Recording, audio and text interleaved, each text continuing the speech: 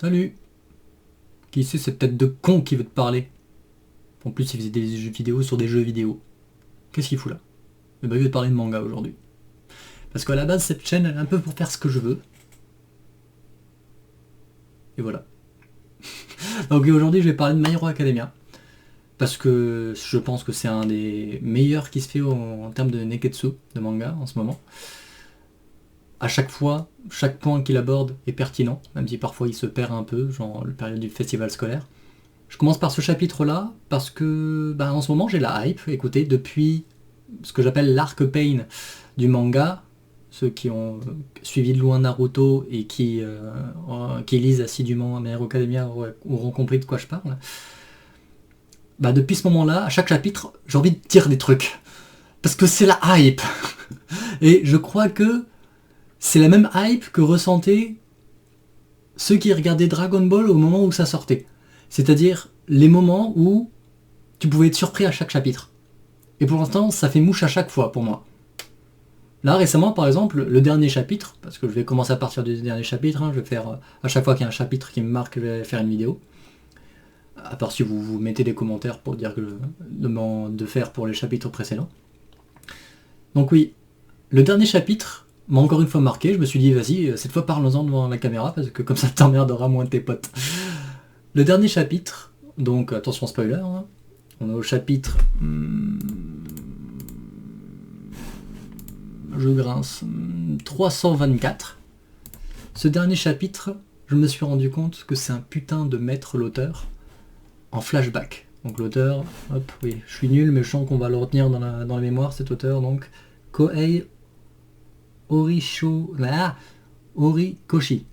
Kohei Horikoshi. Bon, Kohei, ça va. Je vais l'appeler Kohei. Kohei est un putain de maître en flashback. Mon passif en flashback, c'est que j'aime pas ça. Concrètement, je trouve qu'à chaque fois c'est chiant, ça diminue le rythme du chapitre ou même du tome entier. Parce que l'air de rien, on attend une semaine. En plus, j'avoue, c'est assez peu, c'est un peu se plaindre de petit, mais les flashbacks c'est chiant, ça ralentit l'action. Quand t'es en plein dans un combat, d'un coup un flashback, t'as un chapitre alors que tu t'attendais à enfin le dénouement. À chaque fois, bon, les shonen on connaît, ils repoussent à chaque fois, mais à chaque fois t'as la hype donc ça passe. Mais quand c'est un flashback, j'ai toujours du mal à rester bien dans l'histoire. Et même quand c'est avant un arc, par exemple pour expliquer l'origine story d'un certain personnage, j'ai tendance à trouver ça long et chiant. Je parle pas par exemple de Meruem dans Hunter x Hunter où là les deux personnages évoluent en même temps. Non, non, moi c'est vraiment genre... j'aurais quoi comme exemple? J'en ai pas particulièrement là en tête, mais concrètement à chaque fois qu'ils affrontent un méchant et que là on part en flashback dans le méchant, bon Naruto je pense que c'est la spécialité, mais comme j'ai pas lu Naruto je peux pas trop dire. Mais ouais bon concrètement à chaque fois que j'ai un flashback je me dis... J'espère qu'ils vont mettre un peu du manga, l'histoire principale à la fin du chapitre. Et c'est justement ce qu'il fait en fait cet auteur Koei, transition. J'ai remarqué que là depuis 2-3, voire peut-être 5 chapitres, il avait beaucoup à dire. Beaucoup flashback. Par exemple là, le thème, donc je spoil, j'ai prévenu maintenant. Le thème là des flashbacks, ça a été comment ils se sont préparés à aller sauver Midoriya, parce que du coup on a eu la surprise de savoir qu'ils sauvaient Midoriya. Et là du coup, c'est cool parce qu'on a eu la surprise, mais en même temps, il doit raconter comment ça s'est fait. Et du coup, il fait en flashback en début de chapitre. Et merci en début de chapitre. Et il s'attarde pas sur l'inutile, il fait le principal. Ce qui est carré, ce qu'on comprend, voilà, en 3 pages, c'est fini. T'as tout compris, tu sais pourquoi ils sont là, etc. S'il a pas assez dit en une seule page, enfin 3 pages, il enfile sur le chapitre d'après. Et ça fait plaisir. Parce que ça me casse les couilles d'avoir des chapitres entiers de flashback. Et là, subtil. Et même en dehors de comment ils sont préparés, il a pu placer d'autres petits flashbacks. Par exemple, un peu d'origine story de Ochako. Et c'est un peu chiant parce qu'elle avait besoin, elle en avait besoin. Et ça fait plaisir de voir un peu plus son côté héroïque. Parce que même si on sait qu'elle a fait ça pour le fric, ce qui est louable, c'est pour sa famille, etc. ou autre. En vrai, elle m'aurait dit c'est pour le fric tout court, j'aurais quand même bien aimé le perso, parce que leur dynamique avec des coups est bonne et qu'en plus, c'est un peu plus réel, quoi. On n'a pas l'habitude de voir des personnages qui ont envie juste de fric. Ou alors ça devient limite une parodie. Elle, c'est une vraie raison. Ça n'a jamais été tourné à la dérision, il me semble. Et du coup, autant parler de tout le manga, hein, vu que c'est la première vidéo que je fais sur le sujet.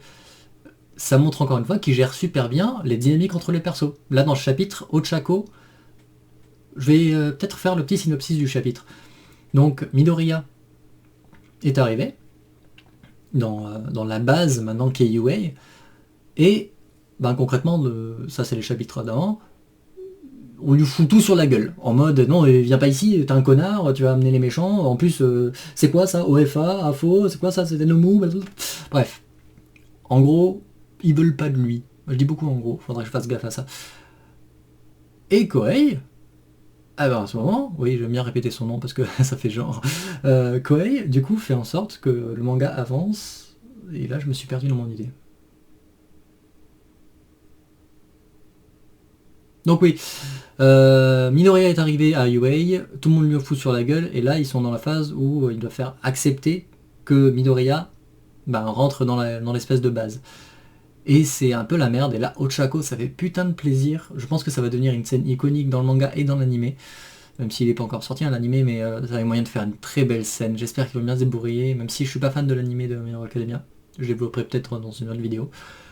Ça me ferait plaisir qu'il fasse bien cette scène, parce qu'elle va devenir iconique. Il y a Ochako qui défend Midoriya, et c'est peut-être le début de leur dynamique soudée, parce qu'on veut les voir ensemble, on va pas se mentir. Après, je suis sûr que si l'auteur Koei, s'il veut faire autrement, il le fera bien, mais pour l'instant, on est bien parti pour deux personnages qui évoluent en parallèle et pas ensemble. L'air de rien, ça rajoute de la valeur aux personnages qui évoluent pas ensemble, mais en parallèle. Enfin, pas ensemble, je veux dire, ils dépendent pas l'un de l'autre.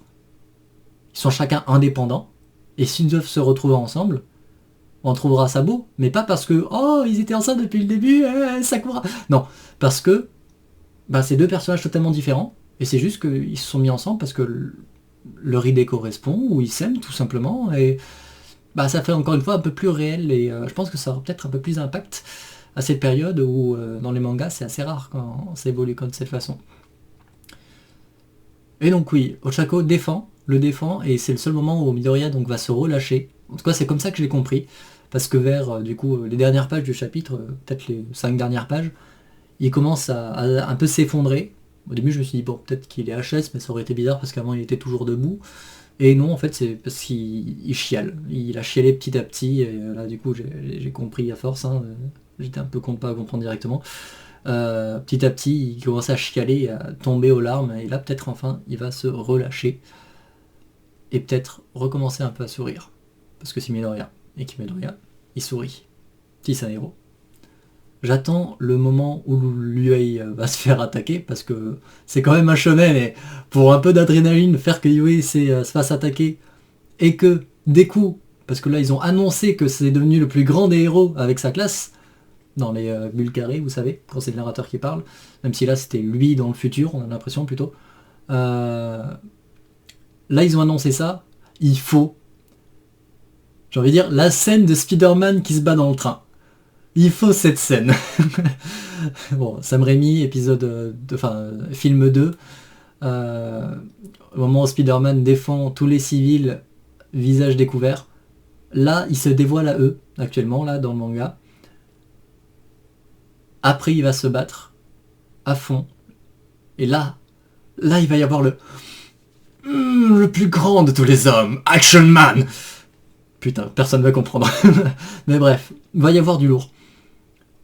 Et le truc c'est qu'il y a du lourd depuis à peu près, 20 chapitres, donc vous comprenez pourquoi j'ai envie de parler. S'il vous plaît, écoutez-moi. Non, voilà. Donc, voilà. Je pense que je vais me taire maintenant, parce que ça fait combien de temps là que la vidéo dure ? Est-ce que j'ai lancé au moins ? Oui, j'ai lancé. Ça fait à peu près 10 minutes. Je trouve ça bien. Je vais pas mettre pub, mais c'est bien, 10 minutes. Donc, si vous voulez que je commande d'autres chapitres, n'hésitez pas à me le dire. Mettez un pouce rouge, un pouce bleu ou un pouce dans votre cul, un gosse dans votre cul. Ça dépend les goûts de chacun. Mais bref, non, pas les gosses dans le cul. Dites-moi si vous voulez que je fasse des trucs à propos de My Hero Academia ou d'autres animés qui vous hype. Peut-être que je me hyperai avec vous et que j'aurai envie d'en parler. Et en gros, ciao.